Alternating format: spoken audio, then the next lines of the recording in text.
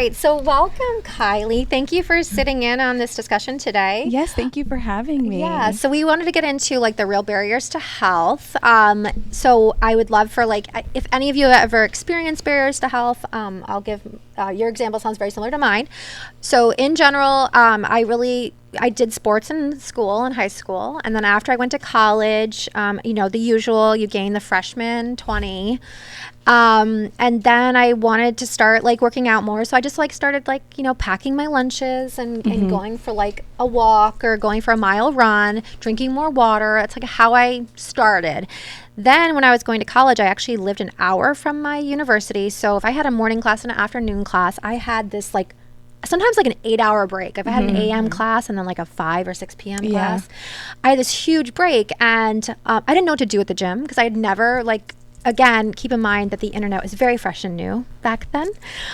There wasn't I don't even think YouTube existed yet, which is I don't think so either. Sad at the same I don't think it's 20 years ago, maybe. Yeah, no, seriously, it would have been 2002, 2003.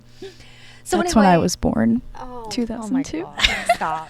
That's when my fitness journey was born. Oh, So there you go. You're the same age. So anyway, I didn't know what to do. So I actually found the cheapest gym that offered classes. And then I started, first you go and you try all the different classes. Some of them you like, some of them you don't. Some of the people who are instructing them you like, and some of them you don't. So during these breaks, I would like compare my break schedule to the class schedule. And sometimes there was no one, either no class or no one I was willing to waste my time on. So I started now delving into the treadmill and the weights. And so I actually learned to lift heavy, a very interesting story. So there was this guy at the gym. He was like not a really tall guy. He was, and he always wore like hoodies and like sweatpants. But you could tell he was a strong dude. And I found out after the fact that he actually had in his earlier life, because he was in his 50s, was actually an NFL football player. Oh, wow. And so he was always there in the times in the mornings and stuff. And he would chat with people. So he was on a machine I wanted to get on. Actually, I think it was a leg press maybe. It was either leg press or hamstring curls or something. And I was like, hey, do you mind if I like work in with you? And he's like, oh yeah, of course. The next thing I know, he's standing there putting more plates on my machine. His name was Robin, and I actually grew to love Robin. He was an amazing human. So anyway, he started training with me in the mornings. I'm not kidding you. He would assist me. Like I ended up having like 45s. I ended up doing like 6 per side. I'm not even kidding you. I could never. That's definitely leg press. Yes. Yes, it had to be. Now, I will say that he would put his shoulder on the edge of the one side. Oh, yeah. So that that point when he gets stuck, he would give me a little assistance there. But dude, I was lifting. I would leave and like throw up. I lifted so heavy with him. Like, so if anyone's unaware, when you tear a lot of muscle, and also you go into anaerobic metabolism, a lot of lactic acids built up. And when your muscle breaks down, it's actually called rhabdomyolysis or rhabdo. The word Rhabdo something. It's rhabdo. And all of that breaks down into your bloodstream. And for whatever reason, I would get very nauseated by it. But you've heard of people who like done sprints and puke. Oh, I used to be like that. Yeah. I used to be like that. Now I'm okay. I can do that and I'm fine. But yeah, no, I'm a professional puker now. Like I will. Professional Actually, I told puker. Evelyn when I went back to working out. So so Robin basically like forced me into lifting much heavier, and I suddenly really appreciated being strong versus just being thin. But I used to literally have this, y'all. There was no Fitness Pal. I had an Excel sheet, and every single like major foods that I had like eaten, like apple, like everything, I had all of its like, macros. This is before macros. I could tell you exactly how much protein was in it, like percentage wise. I could tell you how many grams of carbs, sugar, calories, and it would total up my totals for the day. And so I used to meal prep and use my Excel sheet, and that was the thinnest I'd ever been, the leanest I'd ever been. I actually like did like calipers, body fat percentage. I was like, I don't know, somewhere in the teens percentage, like maybe 18% for women is very, very low. some parts of my body had higher percentages, but that's normal for everyone. Some of us hold fat in areas more than others. So anyway, but eventually, like, you just can't, honestly, you can't sustain that. And I will tell you right now, this is why I hired Evelyn. This is why I use GLP-1s. There is a certain limit of what I was willing to go to. Yeah. I was not willing to literally devote my life to meal prepping, counting calories. Like, if I just want to be able to eat the tiramisu and have a glass of wine, if I want to eat the tiramisu and have a glass of wine. That's exactly how I am. Yeah, I want to have both. Right? I'm the same way. Yeah. I won't. So I tried the whole counting calories thing. It just was not for me. I prefer to So have a cookie. If I time-consuming. want to have a cookie every day, I'm going to have a cookie every day. And I love ice cream. Ice cream's like one of my favorite desserts. So I always have a sweet treat after dinner. And I don't limit myself to that because you only live once. And I don't think that, I mean, kudos to those who can do the whole meal prepping and they enjoy that thing. And for some people, like, that's their thing. But for me personally, I don't want that to overconsume me. And I feel like it also would give me some type of, like, I'd have a mental block in a way just because I'm so focused on, I can't, if I go out with my friends, I can't have that drink because I'm already at my calorie limit. Like, I can't do that, you know? Like, it that's feels just no like, fun. yeah, it feels like you're punishing yourself. It's more work than it is supposed to be, like, bettering and yourself in a way. And some people love it. Mhm, Some they people do. are empowered by it. Yeah. But so there are people who I think look at health and fitness and eating and very differently than, I think we're very different. All of us are very different when it comes to that. And I think all of us can agree, like, we find some balance for ourselves, what works for us, what we're willing to give up, right? We're willing to do. But there are people who, maybe they do have some genetic components, right? Now, big boned is a total misnomer. But how you carry fat, as I was just mentioning, some people carry fat differently. I have had people who I can look at, before I meet people for anesthesia. I hate to say this, but anesthesia, we judge you, but not in a negative way. When we walk up to you, we do our own look over about your health, because that affects how much dosage. I explain to people that I've talked to people and they're like, oh no, I don't have any high blood pressure. I don't have any of these things. And I can see their dentition is very poor. And there's a very high correlation between heart disease and other comorbidities that come with dental, periodontal disease. So just because somebody says that they're not well does not mean it's true. And it's the same thing with BMIs. I can look at someone's BMI, they're this tall and weigh this much. And when I walk up to them, the way they carry their weight is, when people carry their weight in their butt and their thighs, honestly, it's the same as I treat them pretty much like a thin person, because they don't have the adipose tissue, the visceral fat as much. They don't have, like, their faces are thinner, their necks are thinner. Those things are things that affect anesthesia and their overall health. Because again, keep in mind, visceral fat is associated with higher coronary artery disease. Visceral fat pushes up on the lungs and actually makes the lungs smaller. And so you actually have a lower lung capacity, which affects, like, when I put you to sleep for anesthesia, that lower capacity negatively affects how things happen. I don't want to get into it because it probably will scare people. But in general, we make you stop breathing, and how well you do when you're not breathing determines how well you do. Like, so these things matter. So when people, and there's studies on pear shape versus apple shape. Right. We've all heard those studies. It's very similar to when I look at somebody from context. And we can say, based on the people we've met in our lives, that certain ethnicities carry weight differently than other people's. That does not mean that, yes, black women, they got the booties, they got the fat thighs, right? But we all know those white girls who got it too, or our Hispanic friends who got it too. So it's not just linked. So let's not get, let's not stereotype, but let's also recognize that they do exist. There are genetics at play when it comes to weight loss. As we said, it's not as simple as calories in, calories out, right? We can all agree we've seen variations for people. On that same note, we cannot use our genetic predisposition for every excuse that we make, because there are lifestyle choices that we make, which can get into culture. We can say that one culture, can kind of can be like, again, the Asian culture, much more like rice focused. You know, some people grow up eating a lot more processed foods. Some people, I'm a farm girl. I grew up on raw milk, and we had a vegetable garden. We grew up in the Asian culture where we do eat a lot of whole foods. Like all you can see on the table is just vegetable, meat, fish, and that's it. Right. Yes. Right. And then we don't grow up with probably sausage, but not a lot as well. A lot of more open markets, right?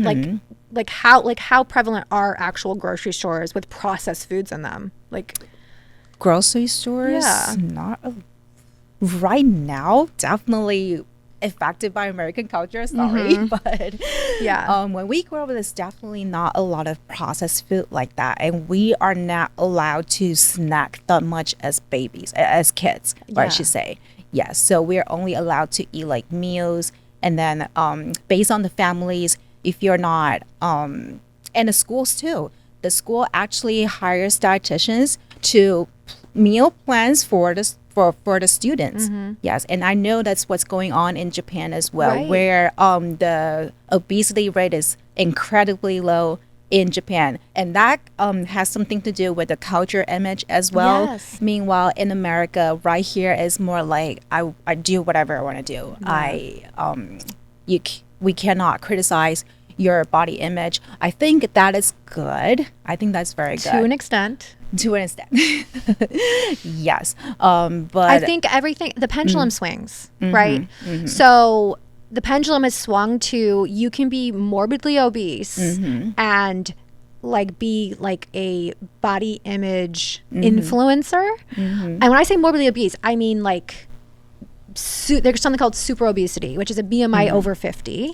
And actually there's been a few influencers that have actually died young because they are that unhealthy. So there's a difference between having like not body shaming somebody versus promoting their lifestyle that is unhealthy and will have negative consequences no matter what, right? And promoting that as this is okay. Yeah, but I think it also comes down to how do you properly and appropriately approach somebody in that way and tell them like, hey, your lifestyle is going to make it's actually going to end your life one day earlier. Like how do you approach that type of thing? Yeah, I mean, I do have to actually have these conversations with people, but I don't do a lot about weight. You know, how do you say it to people? So one type of anesthesia I do is sedation. And sedation is where I don't necessarily like put anything in your mouth, take over your airway. You're going to breathe on your own. We call it a room general, or an air room general. And basically they're going to breathe on their own. But the problem is, again, if you are morbidly obese, you are more likely to have sleep apnea, more likely to obstruct. And if I tell people, I'm going to give you anesthesia the way I would want anesthesia. I'm going to give you medicine until you are unconscious. And as long as you're breathing, I will give you more. But I want you to be aware that this is not a general anesthetic. And if you're not breathing well, I'm going to give you less medicine. And if I'm giving you less medicine, you could suddenly wake up. That's because you're trying to die. And this is not a general anesthetic. So there's no guarantees that you're going to have 100% amnesia under this type of anesthesia. And if you were to remember something, this is why. And so I do tell these people because it matters. I have to give them informed consent. And I have to have them understand that I'm limited because of your size sometimes. I have to say, your size plays a part in the type of anesthesia I'm doing today, and it can negatively affect you. And I don't think that people are oblivious to their size either. I just think in American culture, like you said, it's just become very like body positivity is a great thing. But again, like you said, to an extent, because now we're promoting these unhealthy lifestyles and now it's affecting everybody in America, not just those who want to. Like, for example, I grew up in a very poor environment until I was about 11 or 12, when then I lived with my grandparents and they made over 6 figures, both of them. So it was a very big shift. But when I was young, like, we ate a lot of processed foods. Like, McDonald's dollar meal was literally our go-to. It was our go-to because that's all that we could afford at the time. So growing up from that and then transitioning into a different lifestyle where my grandparents would make like salmon and veggies for dinner, and then we're having maybe the occasional sweet treat, or, you know, so it's a completely different lifestyle. So just even then, it's like, I have the privilege to be able to understand that that lifestyle was unhealthy and that there is a better way to live. I definitely think that we should take a shift in how we approach body positivity, because but there are some people who genetically it's harder for them to lose weight. And for example, for me, it's very hard for me, that I've come to find, to gain weight. I lose it faster than I can gain it, and I don't know if that's because of what I'm eating or if that's genetic or whatever that may be. Bitch. Oh God, this bitch. I think that's exactly what you're saying. You've seen both sides of the coin, so to speak. You've seen what poverty, like what your family and more poverty stricken, or maybe closer to poverty level, used in order to feed themselves. And then of course you went to your grandparents who had more money, so had more nutritious. So I was never unfed. If I wanted a snack throughout the day, there was always something for me to eat. Whereas when I lived with my parents and I was younger, it was like whatever we had. And like sometimes I would have to make like macaroni and cheese with some cut up hot dogs, because that's what we had.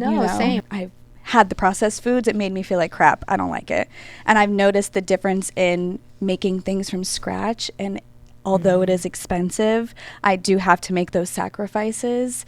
For example, like I have to cut down on like my activities, my fun activities. So like I can't go out and hang out with my friends and like go to the bar or something, and I just can't have a drink that night or something, because I have to make sure I can afford my groceries the next week. Wine bra? Yes, yes, I do. I take it in with me. Yes, I do. That's what I would do too. A little flask maybe. This is from somebody who's been buying groceries for forever. It is cheaper to make food at home than it is to eat out. It is. And technically, there is really no dollar meal. But the other part I think people don't understand is that food and nutrition are not the same. Food may have calories, but if it is lacking in nutrients, it actually is not providing your body what it needs. And guess what happens? Now you're hungry again. So then you end up eating more. So if you are overweight and were to calculate your calories based on food that is nutrient lacking, you may find that because you're consuming more empty calories, that you are spending more on groceries than if you actually ate nutrient dense foods. Now, rice is not expensive. There was a time in which, and I was saying this to you guys when we were talking about this podcast, where I was taught that white foods were bad for you. Look for color. Color is where all the your vitamins come from, right? That's not quite true. Vitamin C is orange, vitamin A, vitamin this, right? But it's only recently we actually found out that potatoes, good old-fashioned white potatoes, actually have tons of satiety to them, which means that once you eat them, you feel full and you feel full longer. The skins on them are great in fiber. Like there are things that white potatoes actually give you that I used to think that sweet potatoes, like if I want to have anything, I'm going to have a sweet potato. Right? But actually we're finding out that potatoes actually are great. Same thing with rice. We've actually discovered that brown rice has like arsenic. Like it has like some really like Asian culture do not eat brown rice. Yeah, we eat white rice. And there's a reason for that. So unfortunately there is misinformation that comes out there, right? How many out of y'all's lifetime, y'all are not as old as me, do you know how many times eggs have been bad, good, bad, good, bad, good? Eggs are constantly switching left and right. And the reason that eggs are often a measurement is because actually when we talk about protein, egg white is considered everything that protein's measured against. Did you guys know that? No, I did not. Yeah, so egg whites have like no fat, so it's literally just protein. It's a straight no protein. Cholesterol. That's why egg white is better for you. That's why we take out the yolk and then we just eat the egg white. See, you learn something new every day. But all the nutrients is actually in the egg yolk. Yeah, exactly. So, but egg whites, so like when you're comparing proteins, like a pure protein, egg whites is what every single protein's been measured against, because every other protein you eat has some level of something else in it. So you can't so egg whites are weird. Anyway, which I'm actually surprised at, Miss Fitness Girl. I know. I have a lot to learn, actually. I do. Yeah. But what I was going to say is that rice, frozen vegetables, And throwing in, like, you can throw, meat is expensive. Yes. But the more of it you buy, right? So if you go and you just buy your one chicken breast, it's going to be way more expensive than if you buy a big giant tray of chicken breasts on the bone. And then just freeze it, separate it, and freeze it. Yeah. That's what I do. You can even prep it and freeze it. That's what yeah. It helps. So, but storage space, right? Yeah, that's also an issue. I currently live in a really tiny, I think my apartment's like less than 800 square feet. My stove is probably the size of this cushion. And my fridge is also the size of this cushion. So it's extremely small. And I don't have shelving in my freezer. For whatever reason, my freezer just doesn't. Yeah, I guess they just stole it. They needed it so bad. But I don't have much storage in my freezer at all. So it is hard. That's why I have to make sure, like, I plan out my meals for the next week to 2 weeks. And waste too, right? And I do have a lot of waste because it's just myself. Yeah. And when I cook a meal, I plan for that meal to last me lunch and dinner for probably the next 2 days. Yeah. 2 to 3 days, depending on how much I made. Yeah. I would say, like, from your guys' experiences, like, you can eat healthy, but you have to be very strategic about it, right? I write all of my meals down on my fridge. Yeah. So that way I know exactly what the groceries that I got, what I'm making that week, so I know exactly how much I'm making. Yeah. Yeah, and in order to avoid waste, and if you can't afford food, but also, like, there are these food drives. Yeah. They do canned vegetables. They do. Some churches do it. Yeah, and they actually will sometimes do big crates of peppers and onions. You can get Whole Foods. Yeah. I don't know if you've also noticed in grocery stores here in America, like 85% of the grocery store is all processed foods. Yes. There's a very small portion of it now. Whereas when I was a kid, I remember, like, the produce section used to be huge. Half as big. Huge. And now they're just smaller and smaller and smaller. Yeah. Well, I will also, I mean, I'm from upstate New York. Resources for fresh foods, I think, are more accessible where I'm from. Here in our area, because we're just so sand and salt and not very, like, producing here, I just find that the fruits and vegetables are less fresh. And so they go bad quicker. Yes, they go bad quicker. So anyway, so is health only accessible? Is thinness, health, and fitness only accessible by the wealthy, in your opinion? I would say no. I think it is definitely all about your mindset and your self-control. Yeah. I would say no. It's strategic. It's about making decisions to put in the effort to not waste and plan, as well as strategically deciding what you're willing to spend your money on. Right. So what about you? Do you think that thinness and health is only accessible by the wealthy, the more you make? It's definitely not, because everything has a fundamental, and you don't have to always think the complicated way to do it. Like, for example, exercise. If you want to exercise, the first step doesn't have to be gym. It can start from your home. If you want to eat healthy, the first step doesn't have to be, like grocery store. Just happen in your daily food choices. Yeah, it can happen. Yes. It can start by just cutting out your processed foods. Exactly. Or even just going out to eat. Like, cut that out and see what you can make from home. Or drink more water. So our bodies, another little fun fact, our bodies, like, they will stop telling you something if you ignore it. So, for example, if you are chronically dehydrated, your body's like, well, I keep telling you you're thirsty and you're not drinking water. So how else can I get water from your food? So I'm now going to tell you that you're hungry. So that if you are chronically dehydrated, you will actually eat more to get hydrated. So again, if you hydrate yourself, your body will stop telling you that alternate story, right? It'll stop saying, okay, well, I'm not thirsty, so I'm not going to tell you you're hungry. Also, water fills you up more. So it's just turn on your tap. And again, not everyone's tap water is turn on and accessible. Water is such a necessity, and we put such an emphasis on, like, Yeah. If you have more money, then you have more accessibility to that. And I think that that's such a terrible thing. Like, and it also hurts the younger generation too, because we're trying to navigate through this life in such a terrible time, mm-hmm. where it's like, you have to be educated and you have to know what's going on in your life right now and what's going on around you in order to know exactly how to step through. And I would agree and then put an asterisk by that. However, pause for effect.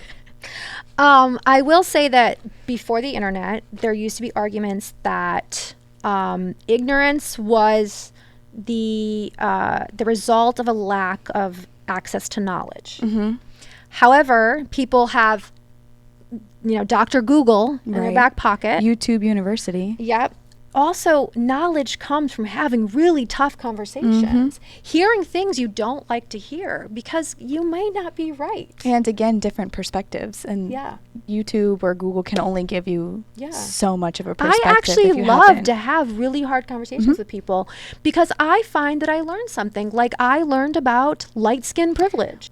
Part of the American society is that we have taken advantage of this desire for attractiveness, for thinness, however you describe those in your context.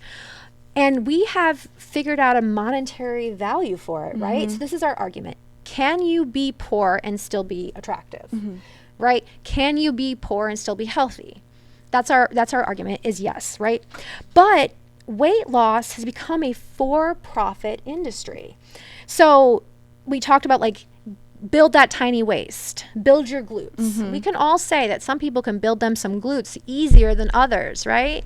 Like some people seem to have an innie, not an outie when it comes to their backside. Can we all agree? Yes. Yeah. So it's a lot harder because, so here's something interesting, femur length. Femur length plays a part in how you do a squat. Your center of gravity is different. So it is much easier with a shorter femur length to actually get down to a deeper squat. Yeah, I can get all the way down. Yeah. Versus somebody with a longer. So theoretically, short people should have bigger booties, maybe? I don't know, at least leg size. Right, that's femur size. So just for example, like, no offense. Right. Like if you decided to become a fitness influencer, I'd be like, when you're 40 and you have kids, then come talk to me. Then come talk to me, right? Because I love all of you influencers out there who are young and like your job is fitness. Like I want the mama whose body's been wrecked by pregnancy. I want the mom who has a full-time job and her husband has to make dinner and she has to eat what he made and he's not as health conscious as her. I want that woman to show me how to live that lifestyle, right? Because it's different, right? So again, not just femur height, like you've got to look at your influencers and you have to put them into some sort of context, right? If you are a 50-year-old woman, do not follow a 22-year-old who is 5'10" and has legs for days. Yeah, we're going to work out differently. 5 foot and you have 50 pounds to lose, like it is not the same. If you have, the wherewithal to take on a healthier lifestyle, you need to consider not just the size of the person. I mean, again, I don't want to be like, like hairstylists, right? Like if you have a hairstylist with bleach blonde hair that is very healthy and you want bleach blonde hair that's healthy, she's probably a better person. Right. However, if she has some thick hair and you've got some thin, it's going to be much harder. The way you take care of it's different. Yes. Yeah. The way your hair is. So not only do you have to look at what you want to achieve and compare it, but look at some of the other dynamics. If they have more money, that they can be a stay-at-home wife whose kids are now in school, has more time resource to contribute to how she plans her diet, much time she commits to working out, than somebody who doesn't, right? But also, she may have chosen to give up income to stay at home, and being a single income household, she may have less money to actually do that, right? So there are so many components that we can't just say, if you don't have money, just accept it, you're going to be unhealthy and fat. We can all agree that's not the case. True, yeah. If you are wealthy, that does not mean that you have all the resources that you are going to be thin and healthy. Right. It's not It's not like that. We've all seen, you know, I mean, you can pretty much Google like some sort of age range, some billionaire with his big old gut and his hot ass girlfriend. Right. And you're like, dude, like how did that happen? We always how did we get here? It's the money. Yes. It's the money. So my point is that stop following the fads. Right. And the truth is GLP-1s a fad? I do not think so. I think unless in the next 10 years, most of the time when it comes to, so again, this is a newer drug, and I say newer, it's been out for almost 9 years. Mm-hmm. It's actually been out there for almost 9 years. So it is not that new. Mm-hmm. And it takes time for those drugs to get on the market. There can be, again, you can argue people buy people off to get it in through faster, blah, blah, blah. We've all seen the drug that's been out that kills people within the first couple of years, and they pull it, right? We've all seen it. But so far, no one's died. No one's died. Or at least if they have, I mean, some allergic reactions maybe, but I haven't seen anything. We do see some risks for certain types of cancers, but again, if you already have a familial history of certain types of thyroid cancers, then your chances of developing it anyway, right? So is it GLP-1s or is it that? So again, is this a fad? And what I anticipate is this is the most successful drug that has ever come out comparatively for actual weight loss. Better than fen-phen, better than any other drug that's ever come out. This is 80% of people lose weight on semaglutide. It's even higher for tirzepatide. There are more drugs coming out, liraglutide. There's a couple others that are coming out we may find better success with. But in general, this drug is, I would say, the easiest. The price will continue to go down, and the most successful verbatim. But there could be long-term consequences, muscle loss, some side effects of the drug that we don't quite understand because it hasn't been around long enough. So think about it. If it caused a cell to shift in your body to develop cancer, but it's a slow-growing cancer that takes 20 years to develop, we're not going to know about it yet because it's been out for 9. So I'd say the next 10 years we're going to learn whether or not this drug, you know, has long-term effects. And as long as it doesn't, I think it will become much more acceptable, much more accessible, and potentially be beneficial for reducing disease, creating longevity in American cultures.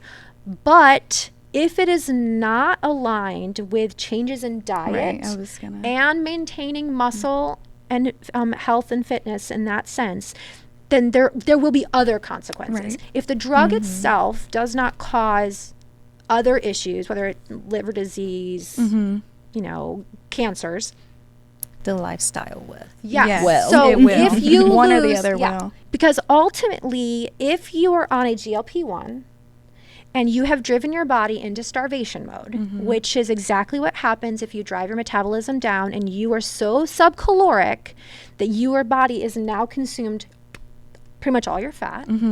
And now it's consuming muscle, all of your muscle, that you are losing muscle mass, then you are in a starvation mode. You are technically starving yourself to death, which is an unhealthy level of weight loss. It is a form of anorexia that's chemically induced. I would say chemically induced anorexia. Yeah, so we have to understand that this is likely going to be in our society for you know, an unknown future, whether or not it's permanent or not. But we have to accept that using it to an abusive state, which is, like I said, a chemical anorexia of some sorts, has negative consequences in other ways. Being thin is not the same as being healthy. Right. And muscle matters most. Exactly. Especially for women, because it's so important for our bone health, for our flexibility, for injury reduction, for longevity of life. Or hormonic balance. Hormone balance, yeah, 1,000%. The amount of fat we have in our bodies holds estrogen, very important for women, especially as we get older. We lose fat in our bodies. So we have to understand that if this is going to be part of your life and you're going to choose to use your resources financially or however to be part of a GLP-1 program, weight loss program, choose carefully. consider companies such as our Injectory.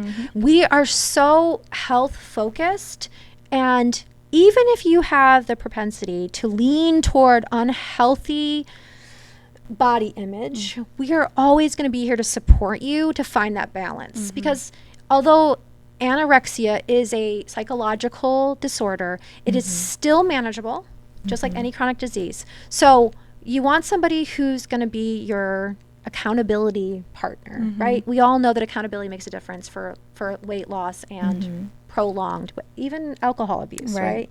Be part of that. So a program that focuses on diet, focuses on maintaining muscle, and incorporating the shot as a tool for prolonged health. Do you agree that would you promote that? Would you let's ask you this question, Evelyn. Are you pro GLP-1 if used in conjunction with healthy life choices? Yes, definitely. Of course, I would definitely agree that use this drug for just as a tool, just like we use smartphones, just like we use AIs. It is just a way to help you lose weight a little easier. But there are other things that you should care about, like our families. When you're using smartphones, you should care about our families and your friends as well. So same thing when you do the weight loss, you should cooperate with other like resistance training, and then definitely your food choices, and not just on the drugs, because otherwise that will be the only thing that you're holding on, and it's not going to be a long-term solution. Right. There's negative consequences to using only the drug. How about you? I mean, you see patients that come through here, and I would say that I agree with using it as a tool. There are people that I have seen who use that as their only form. I would say that's extremely unhealthy to use a drug regardless to help you in any kind of way, unless absolutely necessary. There are diseases where you absolutely have to use a drug for that. But in this case, I would say even high blood pressure, right? It can be genetic, but they still want you to incorporate it with a low sodium diet, reduce your cholesterol, take a statin, things like that. Because drugs can only do so much. Yes, exactly. If your lifestyle if it doesn't live up to par, then the drug is going to outweigh what you do at home, and eventually it's going to have a negative impact. I love that our clinic actually promotes the drug as well as going to a nutritionist and working out, because again, like you had said before, I've actually learned quite a lot today. With that drug, if it helps you lose weight and you're losing muscle mass, if you're not continuing to go to the gym and build that muscle mass back, these people are going to have injuries in the future, and that's going to inevitably, hopefully not, but one day in their life early if they don't take the correct steps. Especially for women. I generally because again, I think that women, there's dad bod. Right. Is there mom bod? We have such a higher standard for women. There isn't. I really hope that we've given some thought to this. I thank Evelyn and Kylie for stepping in and having this discussion with me. I really want Americans, but especially women, to stop and consider how they approach health and fitness, no matter what your socioeconomic status is. The importance of maintaining muscle mass, having healthy nutrition, getting those nutrients your body needs. And, if you do just choose to utilize GLP-1s, that again, you can use them your whole life, but please don't do yourself a disservice of looking in the mirror and feeling like you're thin so you're happy. And in 10 years, that same looking in the mirror and having the quality of life, because you're having to use a cane because if you had a fall, you can't work out, you can't, I don't think it's worth there's some little phrase, I can't think of it. I don't think it's worth it. So eat healthy, exercise, do them in moderation, right? Too much exercise, too much balance. Incorporate GLP-1s, for those of you who've found the ability that it helps you. And stop shaming people. Don't beat yourself up. There's no reason to beat yourself up. Stop shaming yourself and stop shaming people for using GLP-1s. They're here to stay. And get your gym membership back, or be happy with the body that you were given and take care of it. Yeah, exactly. All right, guys, thanks so much for coming, and we'll see you on our next episode of Shift Happens.